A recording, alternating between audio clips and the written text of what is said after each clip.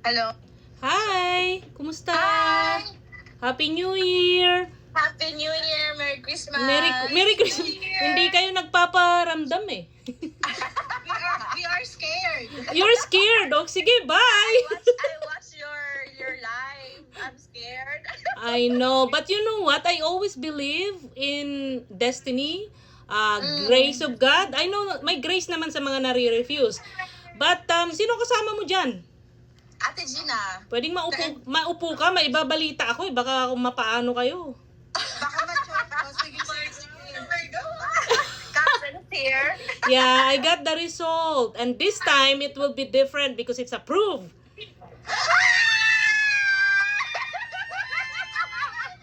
Congratulations! And you know what? Diba sabi sa rule, Oh my God! Wait, what? Approve for? PR? No! oh my God, sobra ka naman. permanent residence ka agad? Ano yun?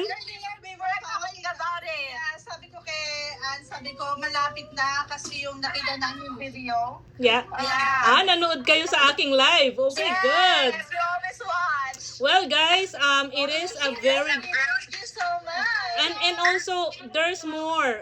Diba ang sabi nila, 2 years. I know, yung LMIA, 6 months, and then 1 year lang yung validity. Yes. But it's 2 years. Oh my goodness! Wow! Diba sila talaga? Wow! Thank you so much. Thank you. What's our next step? Well, of course, you can go and take a vacation in outside Canada kasi nga you came here. You have to come.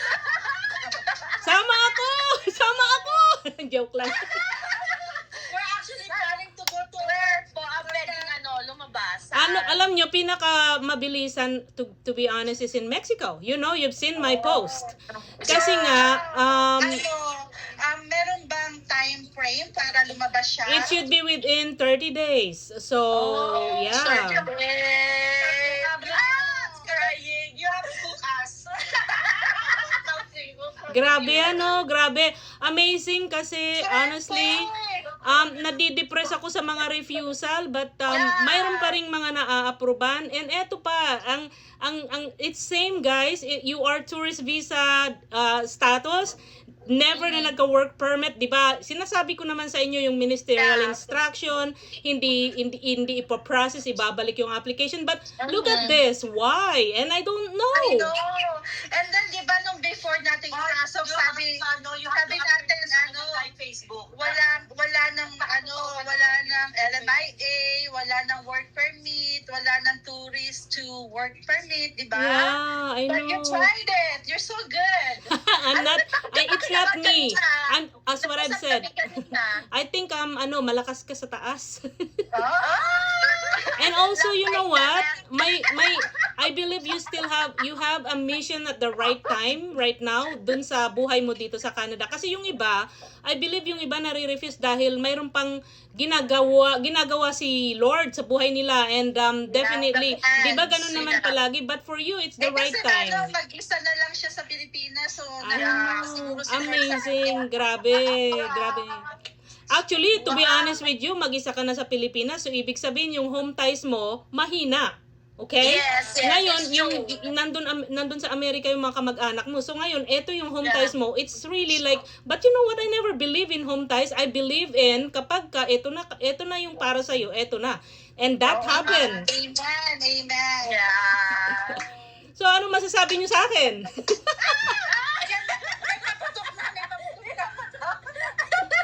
Thank you so much. Hindi ko akalain na bibigyan 2 years kasi pag nag-aano ako ng live mo, sometimes they give 1 year lang.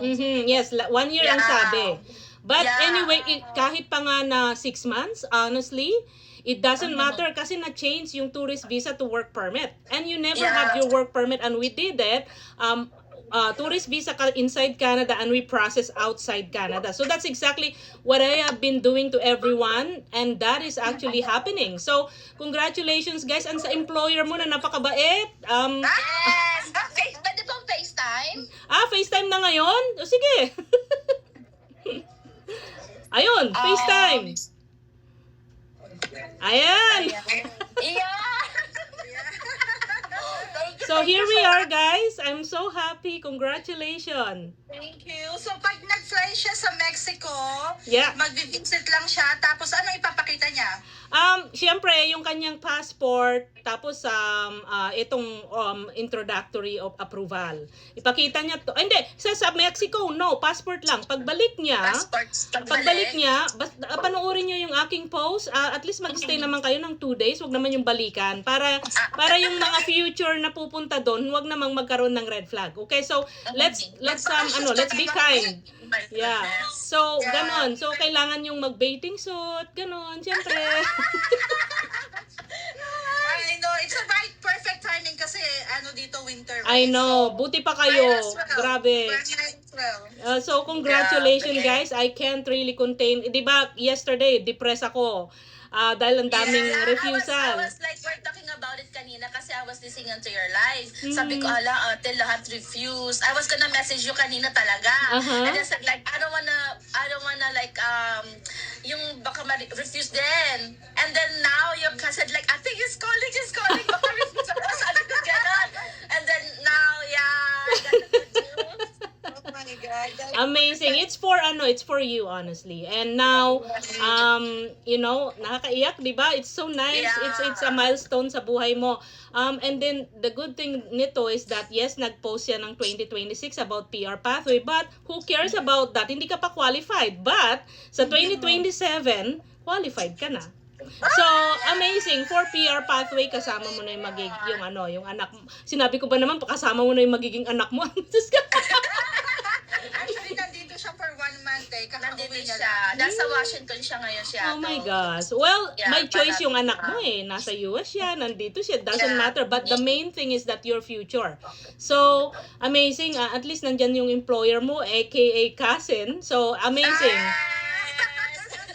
So guys, I just wanted to let you know, I'll take this opportunity to thank you kasi napaka-respectful nyo. At the same time, you respect my job. Yes. But again, I never give any assurance to anybody kasi that's not our ethical practice. But kahit kailan hindi ako nagtago ng information. At the same time, I never actually give you false hope. Kung ano yung nilatag ko, yun lang. And bahala na si Lord. Honestly, whenever I process, pag nirelease ko, I always lay hands and pray. Kasi I believe in prayer. So, I believe it's meant to be, guys. And thank you so much for, for the trust. Nakakaiyak ka, no? Naiyak ka, ha? Bigyan mo ng tissue. Tears of joy. Ano talaga, papers talaga yung problema. Ang status ang problema niya. Amazing, guys. Well, I'm gonna send you yung result, and definitely you deserve to have a coffee or a jump, whatever you want. Celebrate it, okay?